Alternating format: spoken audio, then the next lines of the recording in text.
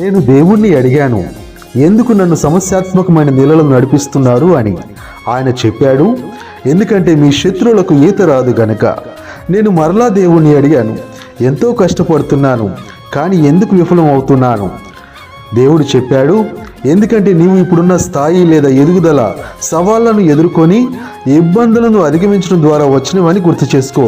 ప్రతి వైఫల్యం విజయానికి సోపానమని దేవుడు సమాధానం ఇచ్చాడు.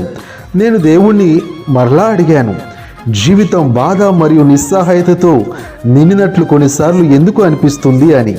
దేవుడు చెప్పాడు, ఎందుకంటే నీ బలహీనమైన క్షణాల్లో నేను నీ ప్రక్కనే ఉంటాను అని నువ్వు తెలుసుకోవాలి.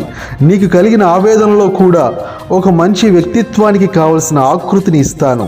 నీ నిస్సహాయతలో కూడా నా శక్తిని నీ పట్ల పరిపూర్ణంగా ప్రదర్శించడానికి ఉపయోగిస్తాను. నేను దేవుణ్ణి అడిగాను, నేను సెటిల్ అయ్యాను అనుకున్న మరుక్షణము నాకు ఎదురు దెబ్బలు ఎందుకు ఎదురయ్యాయి అని అడిగాను. దేవుడు చెప్పాడు, ఎందుకంటే నిరాశలో మీరు విశ్వసించడం నేర్చుకుంటారు, పరాజయాలలో మీరు పట్టుదల నేర్చుకుంటారు. చివరిగా నేను దేవుణ్ణి అడిగాను, నేను ఎప్పుడు గందరగోళంగా ఏదో కోల్పోయినట్లు ఎందుకు భావిస్తున్నాను అని. దేవుడు సమాధానం చెప్పాడు, ఎందుకంటే మీరు మీ జీవితంలో నా ప్రణాళికను పట్టించుకోలేదు. మీరు నాపై దృష్టి పెట్టినప్పుడు నేను మీ మార్గాన్ని సుగమం చేస్తాను మరియు మీకు స్పష్టమైన మార్గాన్ని అందిస్తాను.